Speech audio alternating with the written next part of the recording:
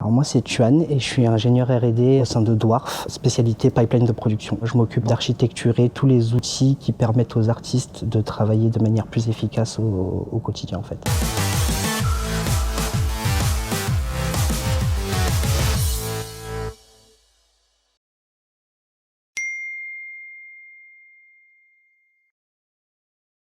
Ça fait bientôt 6 ans que j'exerce ce métier. L'idée m'est venue quand j'ai rencontré Olivier Pinol, il y a 8 ans aujourd'hui, par rapport à mes études où je faisais de l'ingénierie web.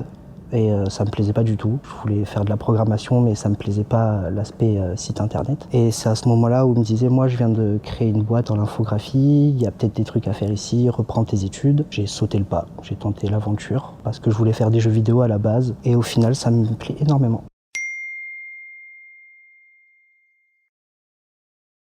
Ici, des artistes cherchent à travailler en collaboration très étroite au quotidien. Il y a beaucoup de données qui s'échangent tous les jours. Le principe de mon métier à moi, c'est de faire en sorte que tous ces échanges-là se fassent de la manière la plus fluide possible, sans avoir de notions informatiques qui se passent derrière, parce que les infographistes en fait sont plus des graphistes que d'informaticiens. On se doit nous en fait de simplifier au plus possible la couche informatique et complexe par le biais d'écriture de mini-logiciels qui vont se poser par-dessus les logiciels de 3D qui existent aujourd'hui, afin de rendre leur tâche beaucoup plus facile. Moi, je m'assure aussi de corriger le travail qui a été fait par mes collaborateurs, de rendre ça disponible pour les artistes. Notre partie de mon travail aussi consiste à essayer de prendre des cahiers des charges de la demande en fait de plusieurs départements qui se trouvent ici et d'en sortir une solution adaptée à leurs besoins pour que justement ils puissent mettre en place beaucoup plus leur aspect créatif que l'aspect technique. C'est le gros challenge de ce métier en fait parce qu'on est formé à être développeur en informatique, à savoir comment sortir des programmes. Ce qui est super intéressant dans cette boîte, pour mon travail en tout cas,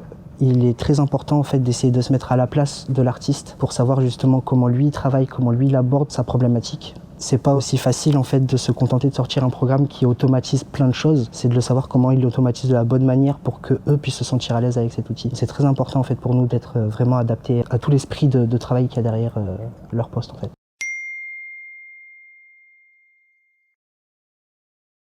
Alors les grandes difficultés justement ça va être la communication et la collaboration.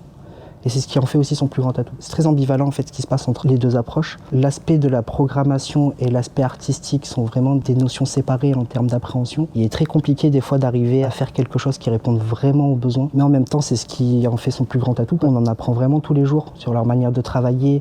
C'est vachement enrichissant de pouvoir se dire que nous, et je parle pour mon département, faire du développement qui est orienté très technique, mais pour autant en fait se sentir un petit peu dans un monde artistique parce que justement on travaille pour des artistes, ça apporte énormément en fait par rapport à les images qu'on peut voir aussi.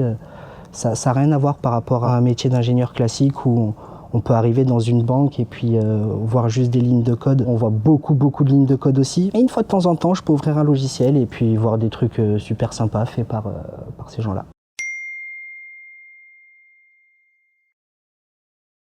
J'ai commencé par faire un DUT en informatique, développement de site internet. J'ai eu une licence professionnelle assistant chef de projet, toujours orienté développement de logiciels de gestion et site internet. Après avoir passé 1 an à exercer ce métier où j'aimais pas trop ce que je faisais, j'ai repris mes études et du coup j'ai passé un master en développement 3D et intelligence artificielle jeux vidéo à l'Université Montpellier.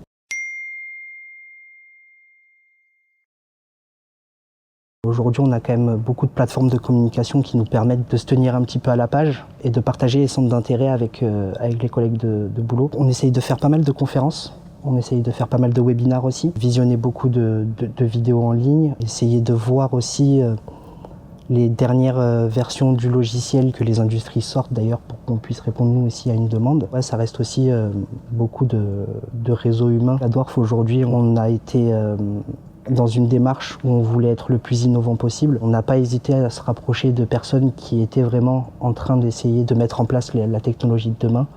Et on a essayé aussi, nous, de s'adapter quotidiennement à tout ça, en fait.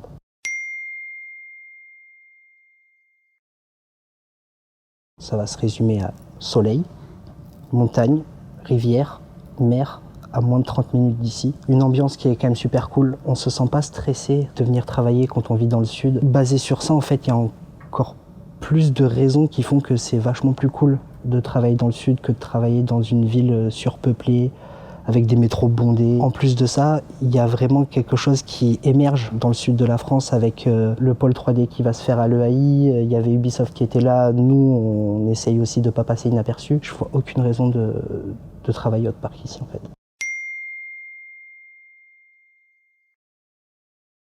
Comme la plupart des métiers, avec beaucoup de technologie, on finira tous à travailler avec un casque en 3D, avec des capteurs au bout des doigts. Dans 10 ans, je vois le métier avec quelque chose où on a essayé de pousser encore plus l'efficacité de travail pour laisser place à la créativité. Tout serait vraiment très rapide, très intuitif. Nous, de notre côté, je pense qu'aussi, dans 10 ans, on aura peut-être réussi à essayer de mettre en place cette démarche d'accélérer le processus pour les artistes, mais à notre niveau aussi. On pourra peut-être bénéficier d'outils assez sophistiqués pour qu'on puisse se permettre aussi notre petit grain de folie en termes de programme. Surtout que dans 10 ans, a priori, les intelligences artificielles, elles devraient vraiment être bien avancées.